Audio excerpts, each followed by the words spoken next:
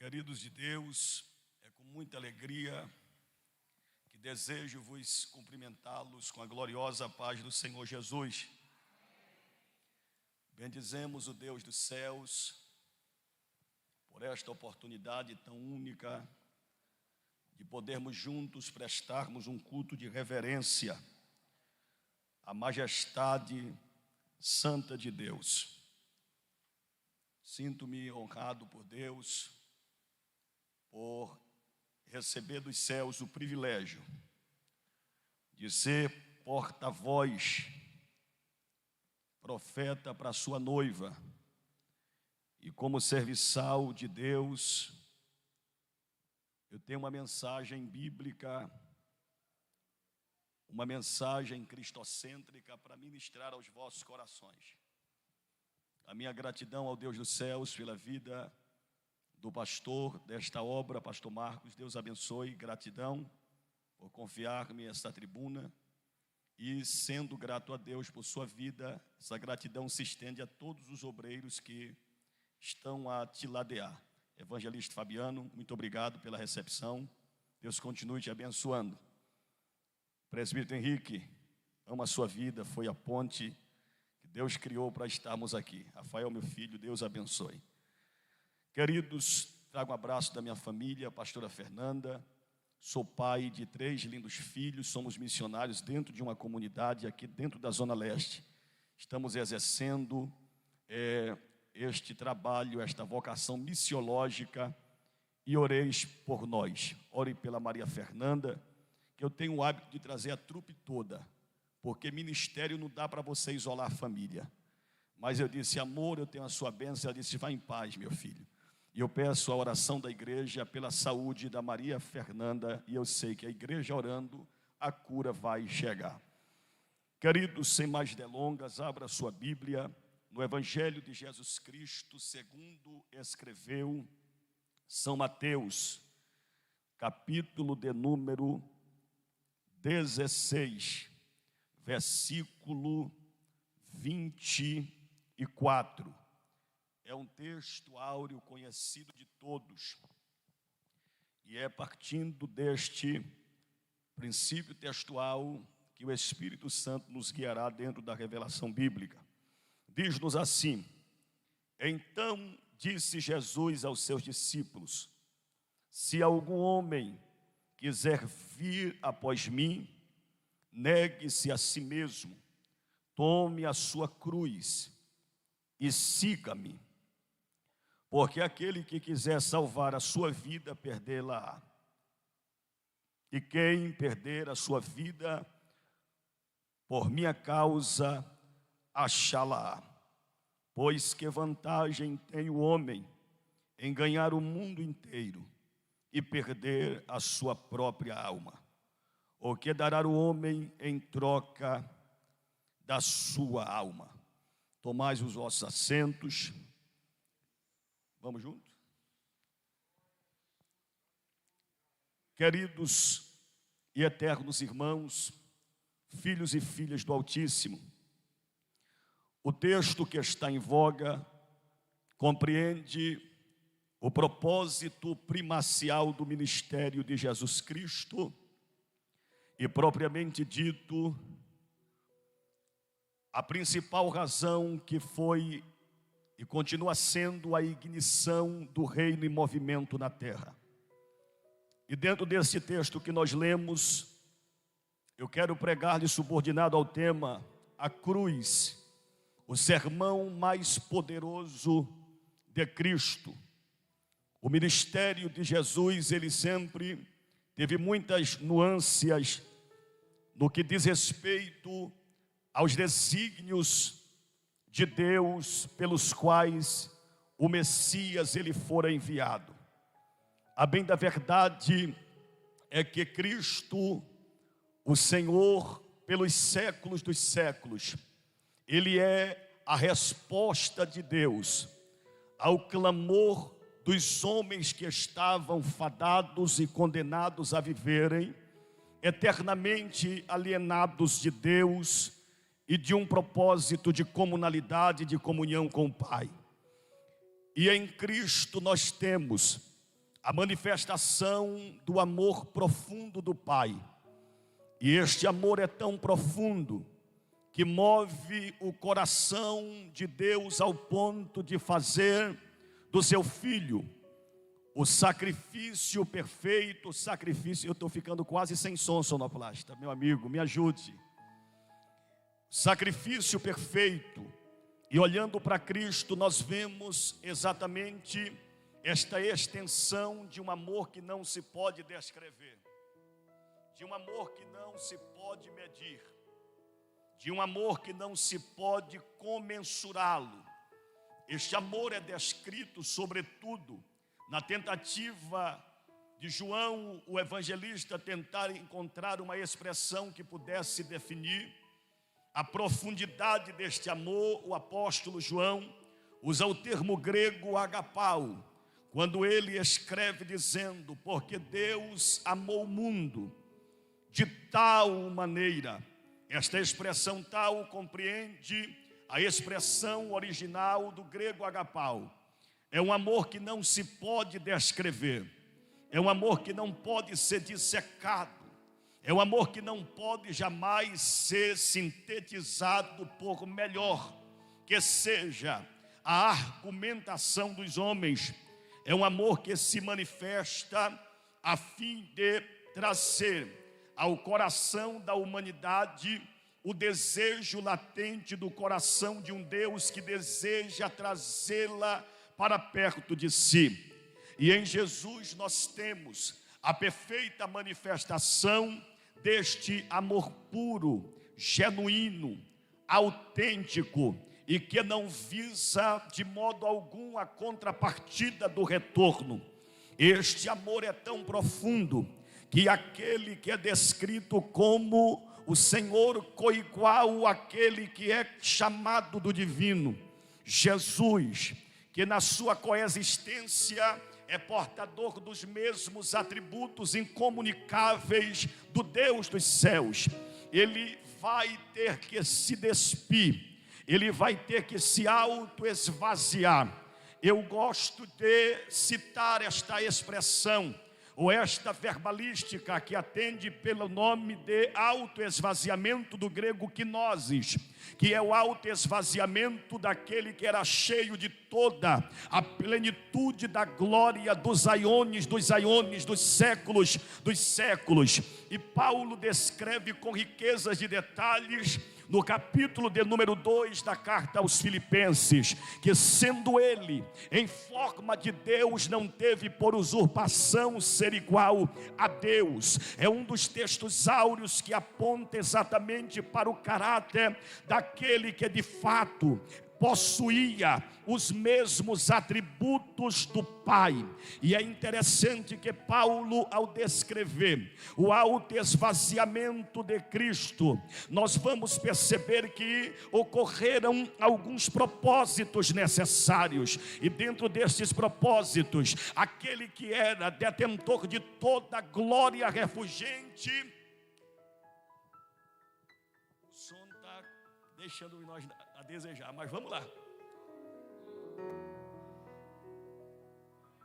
O capítulo 2 de Filipenses é o apóstolo Paulo descrevendo o autoesvaziamento daquele que, sendo portador de toda a plenitude da refulgente glória do Deus eterno, ele vai assumir uma posição de humilhação, pois ele toma a forma de um servo. Isto já bastava, mas ele, fazendo-se semelhante aos homens, ele assume esta forma corpórea.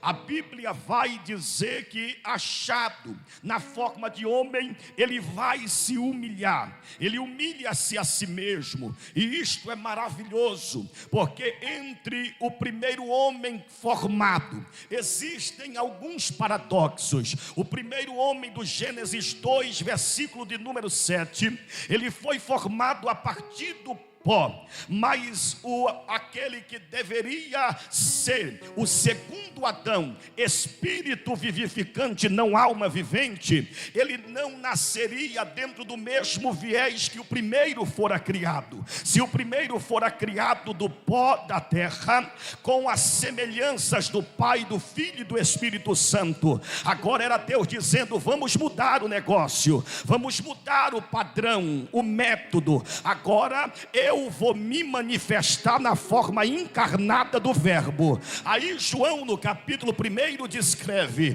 que o verbo se fez carne e habitou entre nós. E dentre esses paradoxos é possível percebermos algumas diferenciações. O primeiro nasceu grande, em uma forma que não exigiu o processo natural de desenvolvimento, mas o segundo Adão, que é Cristo, ele vai nascer no ventre da camponesa Maria, porque aprove o Senhor, por meio do poder gerador do Espírito Santo, inocular, inserir o Messias no ventre de Maria. E sabe o que é maravilhoso? É que para se cumprir o primeiro evangelho, porque o primeiro evangelho não é Mateus, não é Marcos, não é Lucas e não é João. O primeiro evangelho é o proto-evangelho, é o evangelho que o próprio Deus anunciou em Gênesis 3,15, quando Deus anunciou a boa nova dizendo: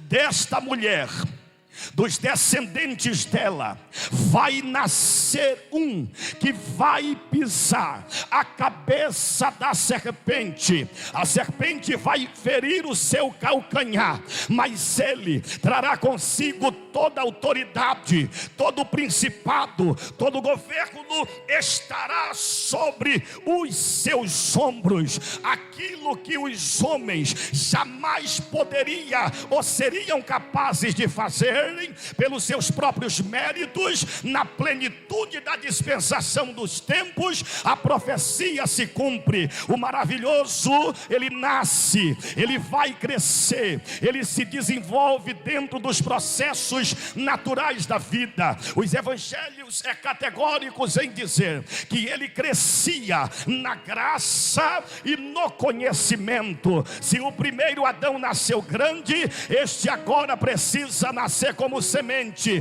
Mas semente, o interessante dela é que ela é pequena, mas dentro de toda a semente esconde-se um propósito glorioso da eternidade. Se você puder levantar suas mãos, levante, porque talvez você não esteja compreendendo a metodologia dos céus e os viés pelos quais Deus está agindo. A semente pode até ser pequena, mas o propósito é grande.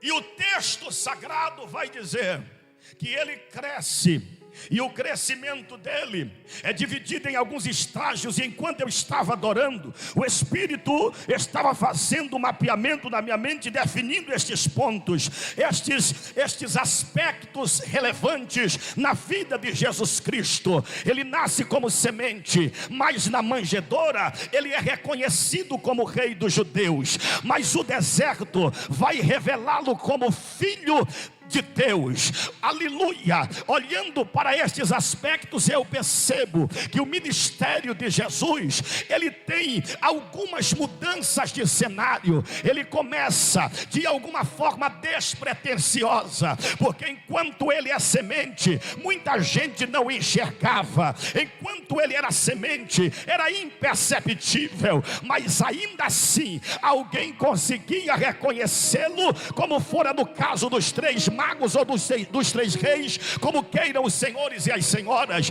quando diante do Messias eles reconheceram: aonde está aquele que é nascido rei dos judeus?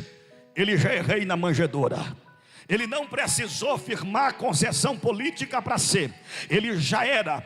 Mas o menino, ele cresce, o menino vai assumindo a responsabilidade a partir da idade cerimonial do bar mitzvah. A partir desta idade, ele compreende a necessidade que vergava, que repousava sobre os seus ombros. E o que é glorioso é que Jesus não tinha pressa para crescer. Quando eu olho para a nossa geração, eu vejo uma geração muito apressada. Eu vejo uma geração que busca o crescimento a todo custo. É uma busca por aprovação, é uma busca por status, é uma busca por popularidade, é uma busca por notoriedade. Aí não tem tempo de crescer. E o que cresce antes do tempo é uma monstrificação sem estrutura.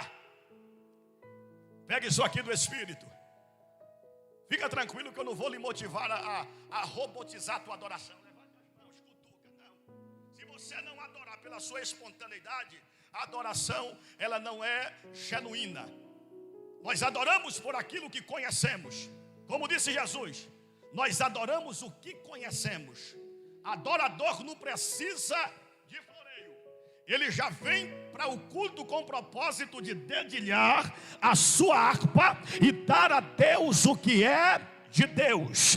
Então perceba que Jesus não tem pressa para crescer. Quando nós queremos acelerar os processos, a tendência é que nós não consigamos atingir uma estrutura e uma estatura de excelência. O segredo é saber esperar o tempo certo. No tempo certo as coisas são processadas. No tempo certo as coisas, elas são potencializadas pelos céus. No tempo certo o céu levanta quem é para ser levantado. No tempo certo o céu confirma o que é para ser confirmado. No tempo certo o céu precisa ser aberto. Mas não queira acelerar os processos. Jesus, ele aparece com 12 anos, dando aula para os doutores da lei, de modo que o que os doutores da lei lhes arguia e lhes perguntava, Jesus tinha resposta para tudo. Mas o que Jesus propunha a eles, eles tinham dificuldade de responder. Ali era o céu dizendo que a faculdade do alto ainda sobrepuja a faculdade da terra. A faculdade da terra é boa, eu tenho uma, graças à bondade divina. Mas a faculdade do céu é melhor. A faculdade do céu habilita quem não é habilitado. A faculdade do céu enriquece de sabedoria aquilo que a faculdade terrena é incapaz de gerar dentro do escopo humano. Então Jesus, ele é treinado, catequizado pelo Espírito Santo. A faculdade de Jesus é tão boa que o que Jesus colocava diante deles dava um nó nos fariseus e nos doutores da lei. E de repente parece que eu vejo Jesus estabelecendo alguns propósitos, e diante dos olhos daquela turba, todos ficavam estupefatos ao ponto de pensar: quem é este menino? De onde ele vem? Aí depois de Maria e José ter perdido Jesus por 3 dias e volta, Jesus, ele responde diante da preocupação de papai e mamãe: convém que eu cuide dos negócios de papai. Jesus era novo, mas tinha maturidade. A nossa geração está sendo definida por quantos seguidores possui. A nossa geração está mais preocupada em ser ovacionado pelos holofotes e pelos albores da vida do que se importar com aquilo que de fato é a centralidade da nossa carreira cristã. E qual é a nossa centralidade cristã, pastor? Cuidar das coisas do Pai. Jesus sabia para que fora enviado. A chamada de Jesus não foi uma chamada aleatória, porque tem gente que pensa que ministério é apadrinhamento. Tem gente que pensa que ministério é você ter a força da mediaticidade, da mídia lhe impulsionando. ministérios são gerados em ambientes de solitude, de solidão. Jesus teve que esperar. Jesus teve que aguardar o tempo para aparecer. Se você não aprender, se nós não aprendermos a respeitar as etapas, os estágios, as fases da vida, possa ser que o nosso crescimento seja meteórico, mas com a mesma velocidade que nós aparecemos, a tendência é que nós desapareceremos também. Mas há um detalhe: quanto mais você esperar em Deus, mais tempo vai durar aquilo que Deus, Ele tem dito ao seu respeito. Não se preocupe em saltar etapas. A Bíblia diz que com 30 anos, Jesus ele vai passar pela escola do Jordão. Começou na manjedoura, mas no Jordão, Jesus sendo filho vai aprender o princípio da descida. E aqui está um ponto crucial que nós temos dificuldade de às vezes descermos da nossa pendância, da nossa soberba, do nosso orgulho. Às vezes nós somos cheios de vaidades, evangelista Fabiano. Às vezes nós pensamos que fazemos alguma coisa, pastor Marcos, mas tudo que temos, só temos porque a graça de Jesus nos alcançou. Não é mérito de vós outros, não é meu mérito, não é mérito da igreja, mas é mérito daquele que Paulo descreveu em Romanos 9,16. Não depende de quem quer, nem de quem corre, mas daquele que Deus chama. Foi Deus quem te chamou, foi Deus quem te escolheu, foi Deus que apontou o dedo para você no meio da tua família e dizer: você eleva. Oremicama façarápia. Eu estou sentindo Jesus aqui, e não é porque estou pregando. Jesus está aqui desde o período em que a oração foi principiada, os louvores adorados. Mas sente quem quer, adora quem quer, manifesta o culto quem entende que Ele está em movimento entre nós. Então entenda que não parte das nossas obras meritórias, nem tampouco dos nossos deméritos, mas é por causa da graça daquele que chama. E o processo de escolha de Deus, ou os critérios, melhor dizendo, peculiares que abrangem a escolha divina, é contrapositória à escolha dos homens. Os homens são tendenciosos a escolher pela aparência. E pela aparência até profeta dá vazada. Lá vai Samuel, eis aqui está, certamente ungido do Senhor. Aí Deus disse: não, Samuel, você está muito preocupado com a aparência, você quer um novo Saul, mas eu quero levantar um Davi, porque o Davi não tem aparência, mas eu escolhi. O Davi, o Davi não tem status, mas eu escolhi. O Davi é pequeno, mas eu escolhi. E quer que eu lhe diga uma verdade? Se Deus escolheu, não tem demônio que revogue a escolha de Deus. Alguém levantou as mãos aqui? Por esta mão levantada eu vou reiterar a palavra. Se Deus escolheu, está escolhido, está ratificado, é prego fixado na parede. Pode alguém não estar, aleluia, gostando, não tem problema. Você não depende de opinião de ninguém, mas de quem apontou o dedo e diz: é você. A graça te alcançou. A graça te alcançou. E quando Deus encontra, não tem ninguém que mude aquilo que Deus determinou e prescreveu ao seu respeito. E Jesus gosta daquilo que não tem aparência, porque Isaías 53 diz que ele não tinha aparência, não tinha formosura, e olhando nós para ele, não havia nada que o desejássemos. Um homem de dores, experimentado nos trabalhos. Porque tem gente que pensa que ministério é regalia. Ministério é preço. Ministério implica em alguns percalços ao longo do caminho.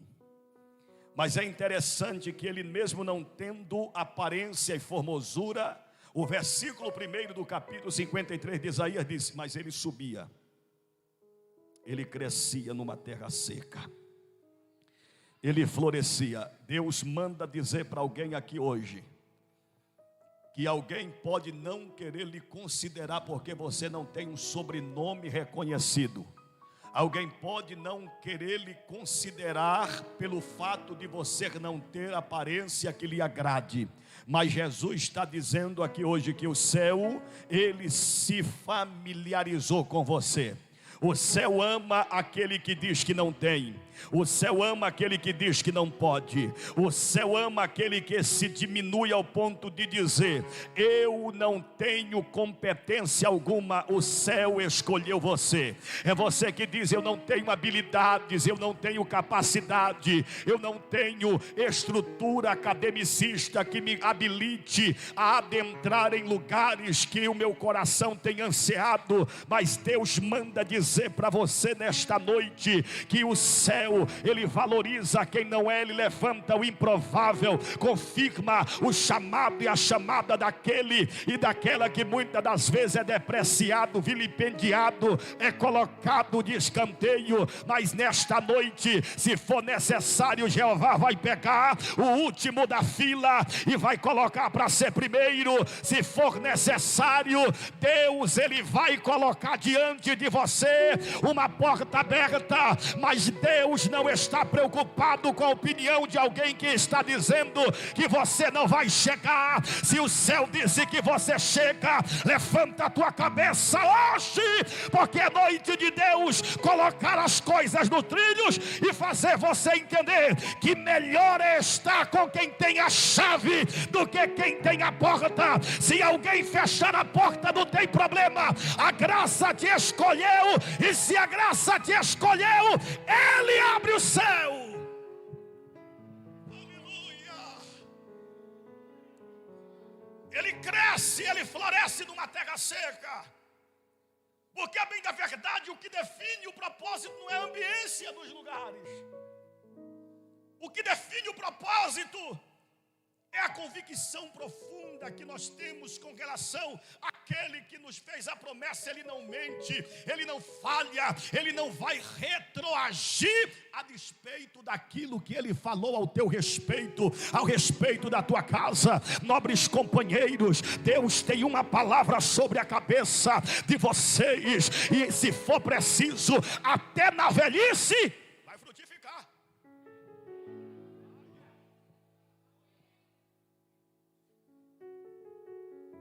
Entenda que Deus não se limita a nenhuma geografia. Deus não está limitado. Limitações são coisas de homens. Deus, ele rompe limites. Não viola princípios, mas se for preciso vai quebrar protocolo. E é bom quando alguém desafia o Deus dos céus e diz: eu quero ver se chega. Quem manda aqui sou eu, quem faz sou eu tiro, eu coloco, até que Deus se revela como aquele que remove reis, depõe reis, levanta reis, abate soberbo, mas levanta humildes. Jesus, ele cresce. No deserto ele é provado. No Jordão ele aprendeu a descer, porque a etimologia, o significado do nome Jordão é aquele que desce. E tem horas que a gente precisa descer de algumas coisas que nos prendem, que nos trancafiam, que nos aprisionam, que nos impede de compreendermos caminhos de excelência. Mas Jesus, ele desce.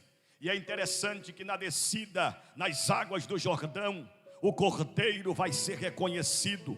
Ele vai descer. enquanto ele desce, céu fechado. Mas depois que ele sobe, meu amigo presbítero Henrique, a Bíblia vai dizer que o céu se abre, o Espírito desce sobre a cabeça do Messias. Então ouve-se uma voz, era o Pai dizendo: eu estava com tanta saudade, porque no Gênesis estávamos reunidos na formação do homem, e agora no Jordão o Pai, ele vai bradar dizendo: eis aí o meu filho amado, em quem a minha alma ele tem prazer. O ministério de Jesus é então destravado naquele exato momento, porque eu nunca vi quem aprendeu os viés da descida subir da mesma forma que desceu. Assim como dizia o filósofo Heráclito, que todas as vezes que você se banha em um rio, o rio é o mesmo, mas as águas não são mais as mesmas. Jesus está dizendo para nós aqui hoje, o que a gente precisa é começar a descer. Quando você desce, você reconhece que não está nada bem, que precisa mudar algumas coisas. Mas eu falo de mudança, o Espírito Santo está bradando no meu espírito e dizendo: diga para a minha igreja que está chegando um tempo que o céu vai desencadear uma mudança extraordinária, sobrenatural, em todos os âmbitos da vossa vida. Alguém levantou, foi as tuas mãos lá do outro lado. Eu venho como boca de Deus para liberar uma palavra de profecia para quem tem glória na boca, para quem é adorador e trouxe harpa para tocar e trombeta. Aleluia! Deus vai começar a mudar o cenário dentro deste ambiente de vergonha. Assim diz o Senhor: vai haver uma mudança, vai haver florescimento, vai haver o ressignificar do céu, vai haver redirecionamentos. Tem alguém que crê nesta palavra, está sentindo o peso dela?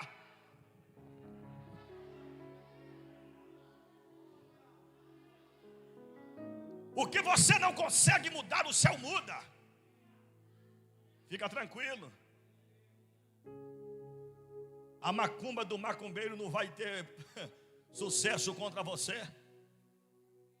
Quem está tentando afugentá-los com palavras de maldição, Deus está dizendo: o céu vai transformar em bênção. O céu vai transformar em bênção. Eu vou ficar aqui repetindo até você entender.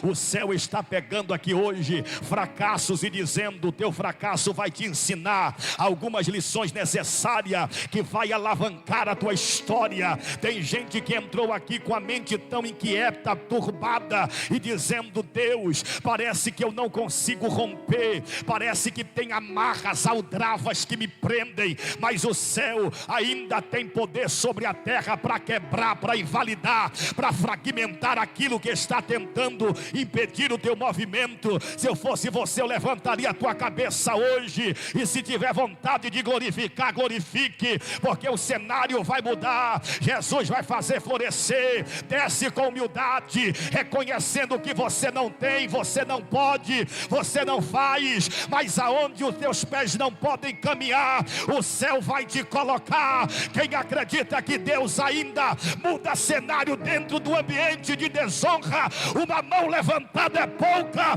Solta esse grito de glória.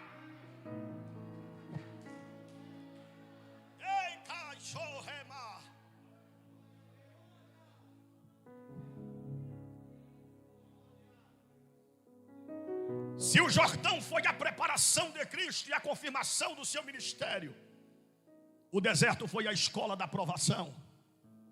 Porque no deserto ele é provado, mas não negocia o caráter. E tem muita gente negociando o caráter em detrimento de oportunismo.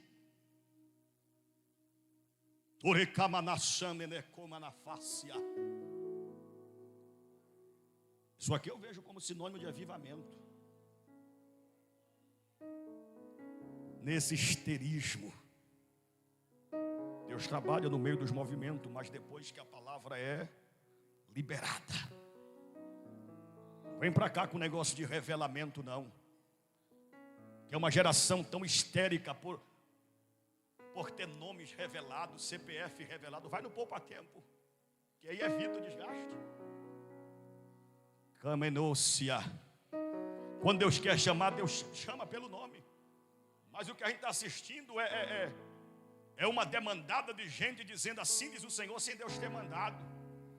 Gente negociando o caráter, negociando o ministério, negociando o chamado. Mas há um grito na terra, Deus está dizendo: eu vou honrar aqueles que têm guardado o coração em fidelidade. Os meus olhos procurarão os fiéis da terra. Deixa eu ver se dá para encontrar aqui, deixa eu ver se dá. Ali tem, lá atrás também tem em cima, Evronte. Eu estou sentindo a nuvem da glória dentro da casa. Ela para a cama na chanda lamarraia. Eu estou no temor e no tremor do céu. E assim diz o Senhor: para aqueles que da pouca força têm guardado a minha palavra, eu também te guardarei.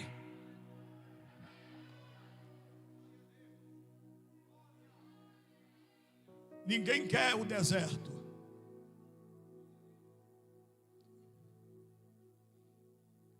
Porque o deserto, ele não nos projeta para a vitrine. O deserto nos desconstrói. O deserto nos faz entender que não é pelo que temos, é pelo que Ele é, meus companheiros. Nossa vida tem um prazo de validade nessa terra, mas tem um propósito eterno que vai se estender.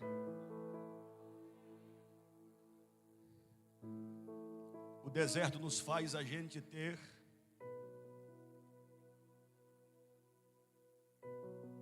a percepção daquilo que pode nos gerar prejuízos que jamais seremos capazes de compensá-los. O deserto imprime em nós a face do caráter de Cristo.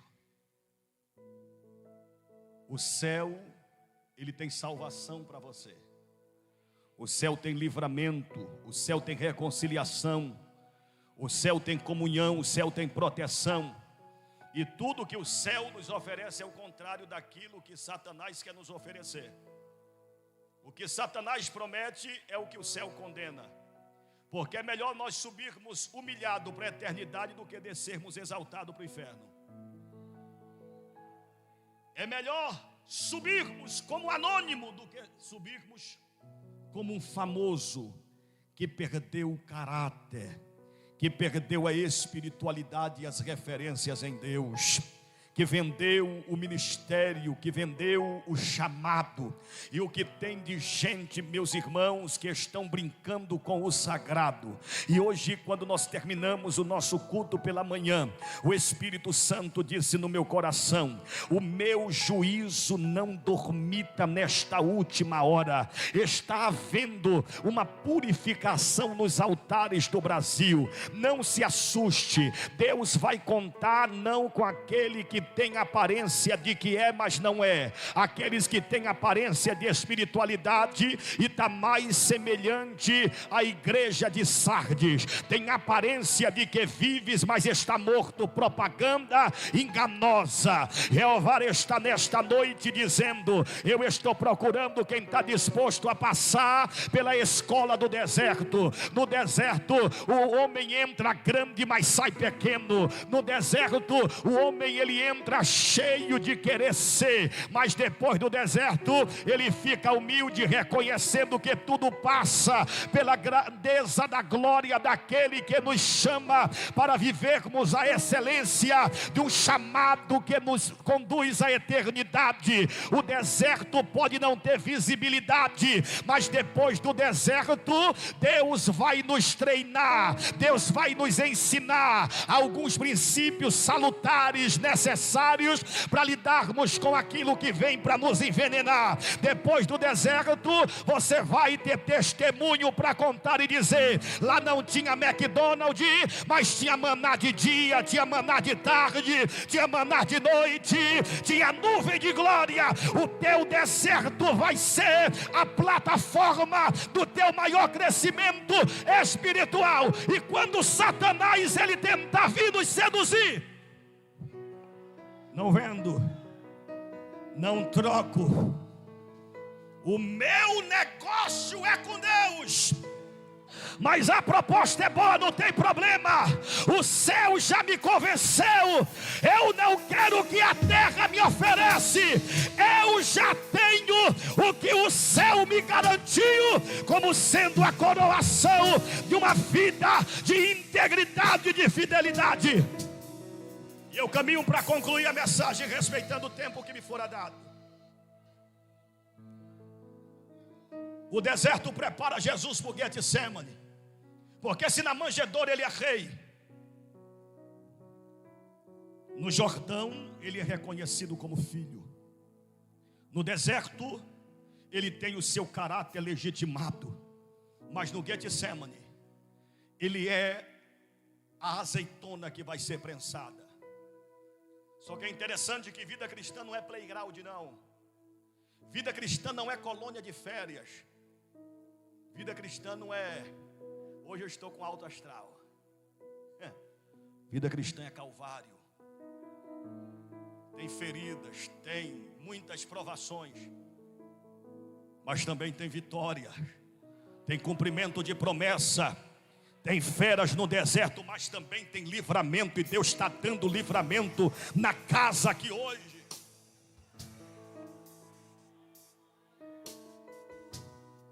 Vida com Deus é termos que sermos em algumas situações espiziados, apertados, pisados, esmagado, e dói.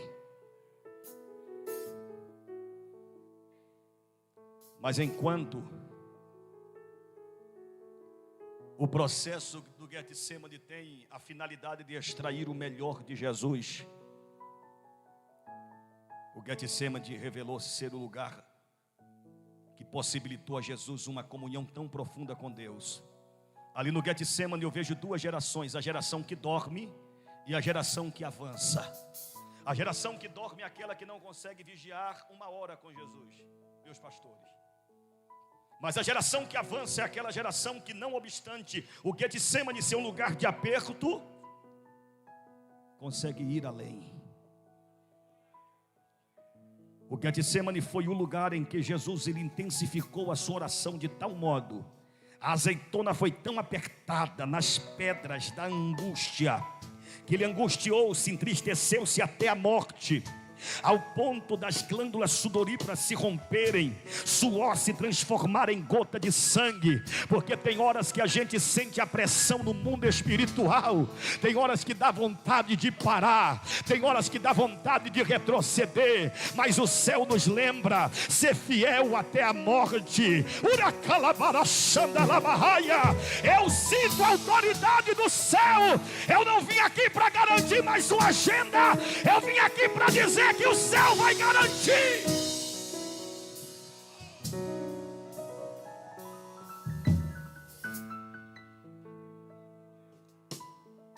Esse teu Getsemane está te pressionando, mas Jesus está dizendo: eu estou extraindo de você o melhor que você tem.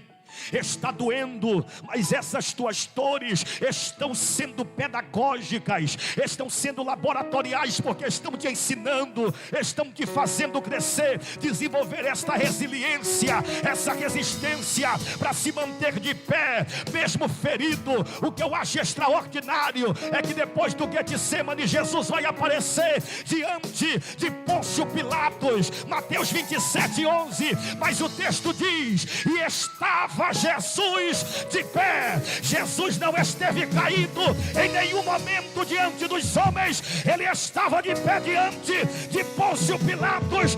Enquanto Jesus ele estava sendo acusado, Jesus estava de pé. Tem gente que está pensando que você vai ficar depressivo, porque as pressões aumentaram, as lutas se avolumaram. O Espírito Santo está mandando lhe dizer que você vai sair de todo este processo de pé. Enquanto os homens o acusavam, Jesus estava de pé. Tudo que o inimigo quer é nos ver cabisbaixo, com sentimento derrotista. Mas Jesus está dizendo: a postura que você deve ter diante daqueles que te perseguem, daqueles que te afrontam com palavras odiosas, é de pé. De pé. Não dá esse gosto para o inimigo te ver caído, não. Jesus, ele é zombado, Jesus é cuspido, esbofeteado, e Jesus vai até o Calvário. No Calvário, Jesus vai consumar o propósito pelo qual ele for enviado para consumá-lo. A cruz nunca foi um acidente de percurso, a cruz sempre foi propósito definido pela eternidade. Tem gente que vai dizer que foi sorte quando você chegar no teu destino. Eu já estou sentindo o Espírito de Deus nos movendo por dentro. Com a permissão dos meus pastores, do pastor Marcos, por gentileza, igreja do Eterno, fique sobre os seus pés. Aleluia, levante-se do seu lugar. Aqueles que puderem, adore o nome de Jesus. Eu quero convidar, com a permissão evangelista, o grupo de louvor. Vamos cantar para sempre, para sempre. Ele vive, para sempre ele é adorado. A Bíblia diz que Jesus vai subindo ao Calvário, e John Stott vai dizer que o lugar mais alto que Jesus esteve foi quando se encontrou na cruz. Ali está o sermão mais poderoso da história. É quando Jesus vai bradar bem alto dizendo: está consumado. Está consumado. Quando ele gritou: tetelestai, está consumado. A obra que me destes para fazer, eu a cumpri. A Bíblia diz que o véu do templo se rasgou. O cordeiro imolado ao terceiro dia ressuscitou. Não puderam o deter, não puderam segurá-lo, pois no terceiro dia a pedra estava removida. O anjo gritou: o túmulo está vazio. Maria chorava, pensando ser o jardineiro, mas era Jesus Cristo ressuscitado, olhando e dizendo: por que procurais entre os mortos quem está vivo? Você pode adorá-lo? Vamos junto. Agora eu sei que você guardou tudo para o final. Eu sei que crente é águia. Eu sei que crente às vezes deixa para o final da festa. Satanás pensou que você não levantaria as mãos. Satanás pensou que você ia ficar aprisionado nesta culpa, mas você deixou para o final. E agora nós vamos bradar forte.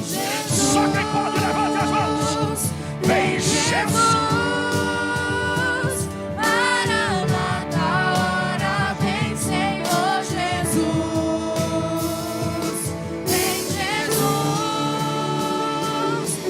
Jesus,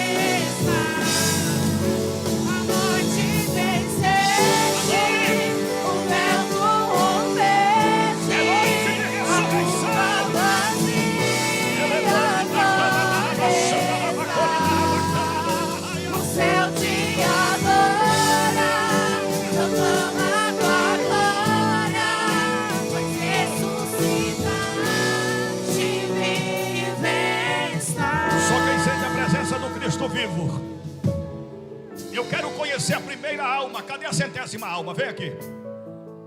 Vem aqui, o céu hoje te chama. Vem, sai, vem do teu, vem depressa, vem. Você vai sair daqui hoje com a patente de filho. Isso, traz essa pessoa que está do teu lado. Isso, traz ela, venha depressa, venha. Vê se tem alguém aí do teu lado e diga: vamos, que hoje é o dia do céu lhe restituir alegria. Oh, Alemarachandaramahaya.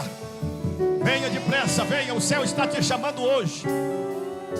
O Espírito Santo está fazendo arder no teu coração a presença do Pai. Vê se tem alguém do teu lado. Pega na mão desta mulher vitoriosa. Pega na mão deste varão que Deus chamou para uma grande obra nesta terra. Adore, adore, adore, adore. Poderoso esse nome é, poderoso esse nome é, o nome de Jesus, meu Rei. Poderoso esse nome. Aproveita no meio do louvor e sai do teu lugar. Que Deus em Cristo Jesus nos abençoe. A vitória está no sangue derramado de Cristo. Solte esse grito de glória. Poderoso esse nome é, poderoso esse nome é, o nome de Jesus, meu Rei. Poderoso esse nome é, maior que tudo ele é. Poderoso esse nome é, o nome de Jesus. Aleluia, aleluia, glória a Deus. Tome assento, meus irmãos. Paz do Senhor Jesus. Glória a Deus. Ah, tá vindo aí a 100ª? Tá vindo. Aleluia. Oh, glória. Oh, glória. Glória a Deus. Fica de pé, por favor. Tem mais alguém que ouvindo a palavra do Senhor, que quer entregar a sua vida para Jesus hoje, agora? Alguma pessoa que está afastada dos caminhos do Senhor? Não estou te convidando você para uma religião. Estou convidando você para, se tudo acabar agora aqui na terra, você ter um lugar no céu. A Bíblia diz no livro de Apocalipse que há 2 livros no céu: o livro das obras, onde tudo aquilo que nós fazemos para Deus está registrado. Mas também a Bíblia fala de um livro onde nós temos que ter a garantia e a certeza que o nosso nome deve estar, para que quando a eternidade chegar para nós, nós temos essa certeza.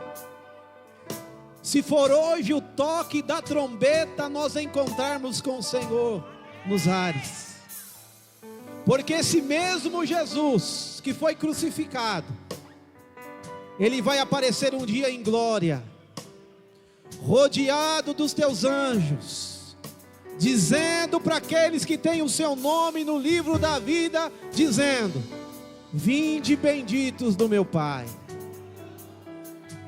E você pode ser um dos tais, porque para ser salvo não é pelos seus méritos, para ser salvo não é pelas suas obras. Para ser salvo é reconhecer Jesus. João capítulo 1 verso 12: todos os que o receberam, dê-lhes o direito de serem feitos filhos de Deus. Se você quiser dar um passo em direção ao altar, esta igreja que o Senhor confiou a ela a autoridade de concordância aqui na terra, vai concordar com o seu nome no livro da vida hoje e agora. Oh, que maravilha! De você ter a certeza e a garantia, se acabar agora, você tem um lugar no céu. Tem mais alguém para Jesus agora? Vem para frente, porque tem pessoa que tem coragem para tantas coisas. Pastor, precisa pagar quanto? Não, o preço já foi pago. Aleluia, está vindo mais um. Que maravilha. Precisa pagar quanto? O preço já foi pago. Não foi com ouro, não foi com prata, mas foi com sangue. Foi com sangue. Oh! Foi com sangue. Foi com sangue. Oh, que maravilha. Quer vir? Quer vir? Dá tempo ainda. Oh, glória. Quer vir? Dá tempo ainda. O cartorário do céu está aqui nesta noite para escrever o seu nome. Quer vir? Dá tempo ainda. Oh, glória. Quer vir? Ah, tá vindo mais um. Tá vindo mais um. Aleluia. Oh, que glória. Quer vir? Dá tempo ainda. Quer vir? Dá tempo. Quer vir? Dá tempo. Aleluia. Oh, glória.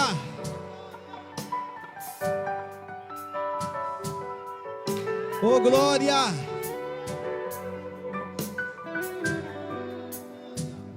Quer vir?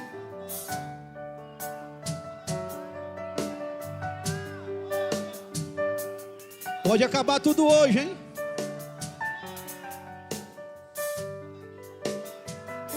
O que adianta ganhar o mundo inteiro e perder a sua alma? Quer vir? Se não tem mais ninguém, nós vamos orar por estas pessoas. Oh, que glória!